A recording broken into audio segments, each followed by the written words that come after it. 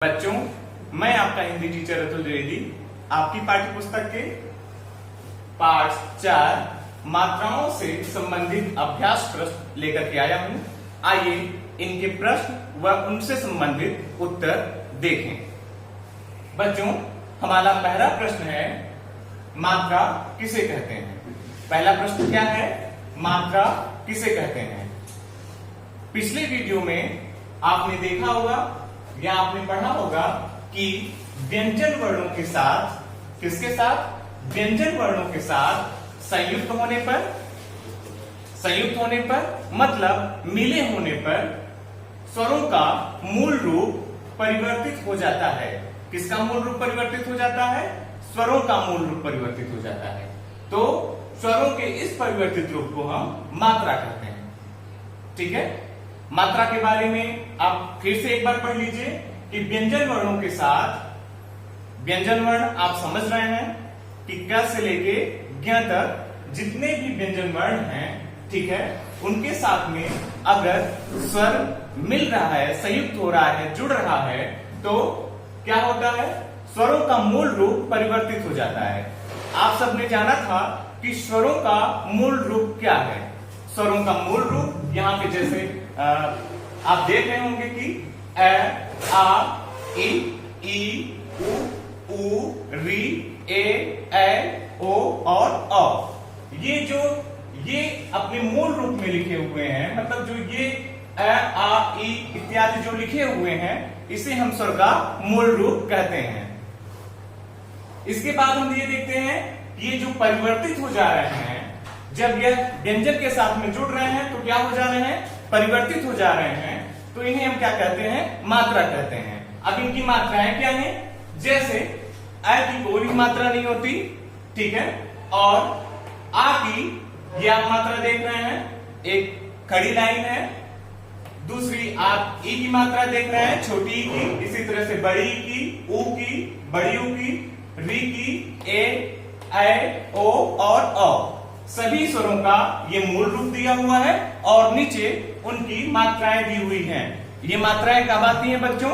जब व्यंजन वर्णों के साथ में स्वरों का मूल रूप तब परिवर्तित हो जाता है जब यह उनके साथ में जुड़ जाते हैं।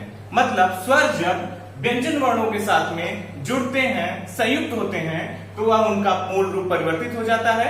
ठीक है, उस परिवर्तित रूप को ही हम मात्रा कहते हैं। ये इनकी मात्राएं हैं। अब हम दूसरे प्रश्न पे आते हैं। दूसरा प्रश्न है, किस स्वर की कोई मात्रा नहीं होती?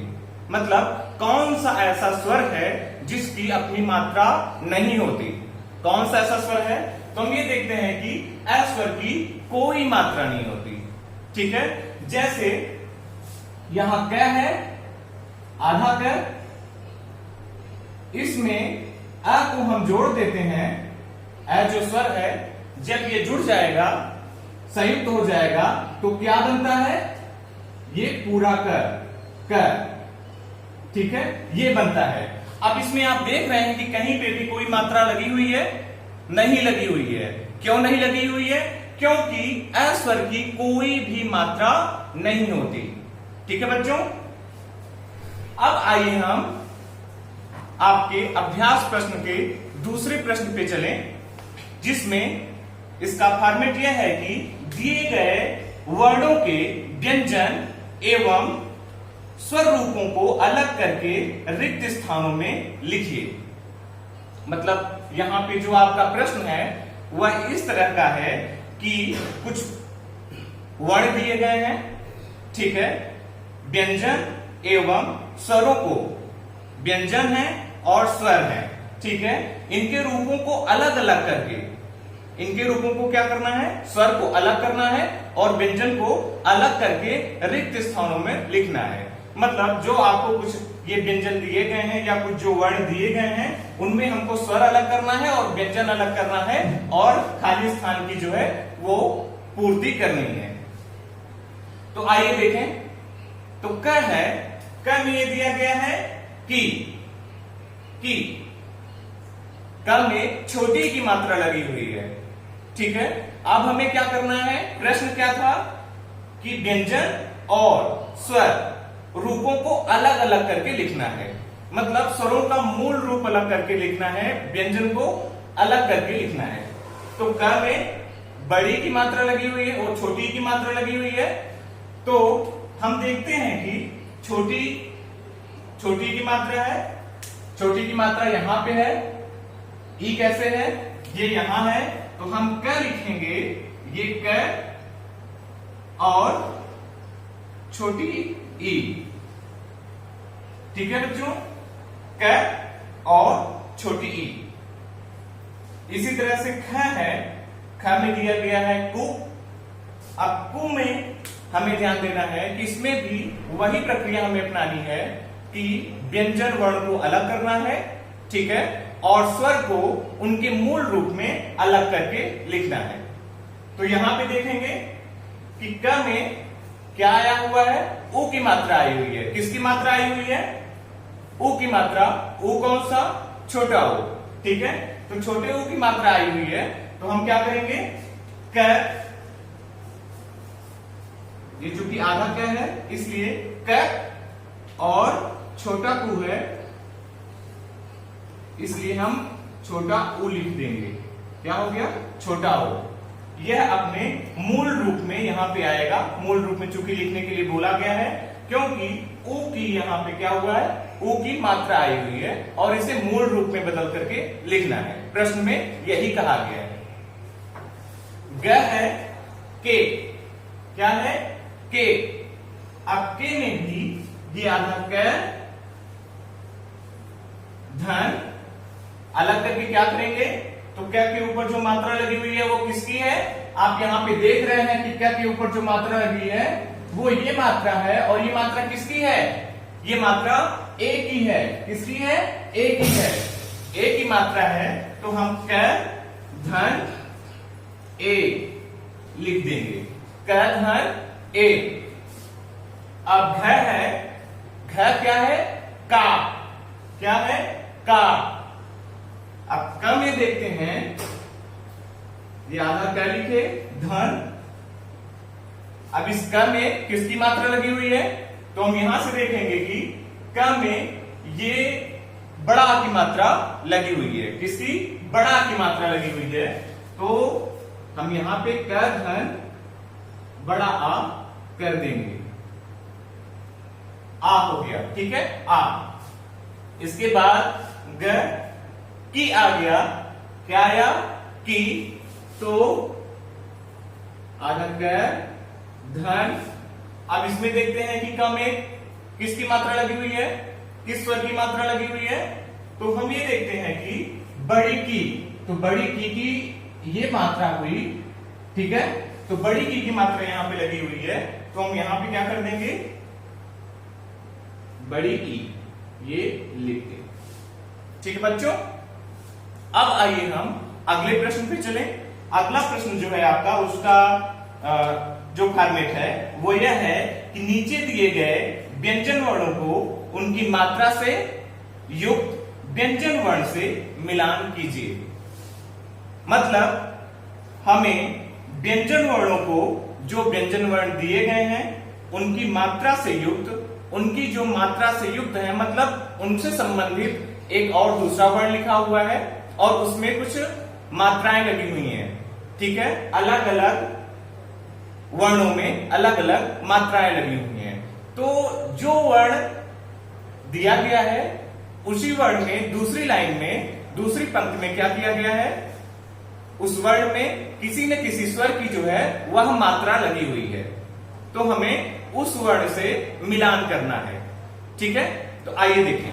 तो बच्चों अब आइए तीसरे प्रश्न के उत्तर देखें।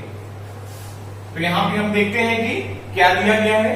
एक तरफ व्यंजन दिए गए हैं, ये कुछ व्यंजन दिए गए हैं, और दूसरी तरफ उन्हीं व्यंजनों में ये कहीं ना कहीं पे इन्हीं व्यंजनों से संबंधित वो व्यंजन हैं जिन पे मात्राओं का प्रयोग किया गया है, ठीक है। कोई ना कोई मात्रा, किसी न किसी स्वर की मात्रा इन व्यंजन वर्णों पे लगी हुई है। तो आइए हमें यहां पे यह देखना है कि जो यहां पे इधर इस लाइन में व्यंजन दिए गए हैं, यहां पे वो कहां वो व्यंजन है जिनमें कोई न कोई मात्रा लगी हुई है किसी न किसी स्वर की। तो आइए देखते हैं, जैसे क व्यंजन वर्ण है, तो क व्यंजन यहां पे देखते हैं कि वह कहां पे है, जिसमें मात्रा लगी हुई है। तो ये देखें, जो, कै, नी, दू, ली, फो। तो क में जो मात्रा इधर लगी हुई है वो कहां पे है, ये कै। कै में ए की मात्रा लगी हुई है, तो हम इसको ऐसे मिला देंगे। ठीक है। जय में देखते हैं कि जय से संबंधित इधर कौन से वर्ण हैं जिनमें कोई न कोई मात्रा लगी हुई है। तो हम देखते हैं कि जो, कै, नी, दू, ली, फो। ऊपर ही देखते हैं ये जो वर्ण है इसमें ये जय ही है और इसमें स्वर की मात्रा, किसी न किसी स्वर की मात्रा लगी हुई है। तो हम ज को इस जो से मिला देंगे। इसी तरह से हम द को देखते हैं, तो जो द है वो इधर द में छोटा ऊ की मात्रा लगी हुई है। इसी तरह से न है, न में जो है इधर छोटी की मात्रा लगी हुई है। इसी तरह से हम देखेंगे है, तो ख में जो है इधर ओ की मात्रा लगी हुई है। अब हम देखते हैं एक मात्र हमारा व्यंजन वर्ण बचा ल। ल इधर देखते हैं तो ली जो है यहां पे हो गया है ल में बड़ी की मात्रा लगी हुई है। तो बच्चों आप सबने देखा प्रश्न क्या था, एक बार फिर से देख लीजिए कि नीचे दिए गए व्यंजन वर्णों, मतलब जो ये व्यंजन वर्ण नीचे दिए गए हैं उनकी मात्रा से युक्त व्यंजन वर्ण से मिलाइए, जो उन्हीं की इधर क्या दी गई है, मात्रा से युक्त, मतलब मात्रा से लगा हुआ जो व्यंजन वर्ण है उन्हीं के व्यंजन वर्ण से उन्हें क्या करना है, मिलाना है। तो हमने मिला दिया है। ठीक है। अब आगे हम बढ़ते हैं प्रश्न नंबर 4 पे। ठीक, प्रश्न नंबर 4 क्या कह रहा है कि नीचे दिए गए व्यंजन वर्णों में, मतलब ये जो नीचे दिए गए व्यंजन वर्ण हैं में अलग अलग मात्राएं लगाकर, मतलब इन दोनों व्यंजन वर्णों में अलग अलग मात्राएं लगा करके इस व्यंजन वर्ण में अलग और इस व्यंजन वर्ण में अलग मात्रा का प्रयोग करके क्या करना है, दो दो नए शब्द बनाइए। मतलब दो नए शब्द बनाने हैं, क्या करके, इस व्यंजन वर्ण में अलग मात्रा और इस व्यंजन वर्ण में अलग, मतलब अलग अलग मात्राओं का प्रयोग करके हमें क्या करना है, दो नए शब्दों की उत्पत्ति या दो नए शब्द बनाने हैं। तो बच्चों जैसे यहां पे दिया गया है प्रश्न में, ये कहा गया कि जैसे क धन ल है, क्या है, क धन ल है, तो इस क जो व्यंजन वर्ण है और ल जो व्यंजन वर्ण है इसमें क्या किया गया, इससे बना कल, इसको जोड़ दिया गया तो एक शब्द बना इससे कल, और दूसरा शब्द क्या बना, किला। क्या बना, किला। इसमें छोटी की मात्रा और ल में बड़ा की मात्रा या आ की मात्रा का प्रयोग करके क्या किया गया है, एक शब्द की रचना की गई है या शब्द बनाया गया है। अब प्रश्न ये है कि त और ल, ये दो व्यंजन वर्ण है त और ल, इनमें अलग अलग मात्राओं का प्रयोग करके हमें दो नए शब्दों की रचना करनी है, दो नए शब्द बनाने हैं हमें। तो आइए देखें, त धन ल बराबर क्या हो जाएगा, त ल, क्या हो जाएगा, त ल, और दूसरा क्या बन जाएगा, ता ला, क्या, ताला। बच्चों हमें इस बात का विशेष ध्यान देना है कि जिस भी शब्द की उत्पत्ति हम कर रहे हैं, जो भी शब्द बना रहे हैं, वो शब्द क्या हो, वो सार्थक शब्द होने चाहिए। सार्थक का मतलब यह है कि उन शब्दों का कोई न कोई अर्थ हमारे परिवेश में जरूर होना चाहिए। ठीक है, कोई न कोई अर्थ वो शब्द जरूर देते हो, तभी वो शब्द माने जाएंगे अथवा गलत हो जाएंगे। ठीक, तो हमें यहाँ पे जो भी हम शब्द बना रहे हो वो शब्द सार्थक हो, मतलब उनका कोई न कोई अर्थ जरूर हो। जैसे हमने त धन ल से तल बनाया। तल का मतलब होता है कि तली किसी भी चीज की, जैसे हमारा फर्श है नीचे कमरे का फर्श, इसे हम तल कहेंगे। कोई तली है किसी भी, कोई भी अगर हम पात्र ले रहे हैं तो उसका जो निचला हिस्सा है, ठीक है, उसे हम तल कहेंगे। वही जो दूसरा हमने शब्द बनाया ताला, ताला आप सब जानते होंगे कि घर में भी आप देखते होंगे कि ताला लगा रहता है दरवाजे के पास में, और भी कहीं आप जब देखते हैं तो हर सभी दरवाजों में कहीं ना कहीं पे वह ताला लगा रहता है, तो आप इसे जानते ही हैं। अब आइए हम दूसरे व्यंजन वर्णों पे चलें। दूसरे व्यंजन वर्ण है ह धन थ। क्या है? ह धन थ। तो इन दोनों व्यंजन वर्णों में अलग अलग मात्राओं का प्रयोग करके हमें दो नए सार्थक शब्दों की रचना करनी है। कैसे शब्द? दो नए सार्थक शब्द। तो हम देखते हैं कि है और थ है, तो हम क्या कर देते हैं, पहले व्यंजन वर्ण में आ की मात्रा लगा देते हैं, तो ये हो जाएगा हा, और उसके बाद हो जाएगा थ, तो क्या हो जाएगा? हाथ।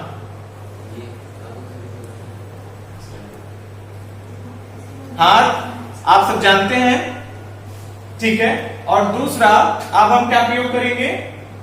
थ में जो है क्या करेंगे? थ में बड़ी की मात्रा और ह में आ की मात्रा लगाएंगे, ठीक। तो क्या बन जाएगा? हाथी बन जाएगा। क्या बनेगा? हाथी।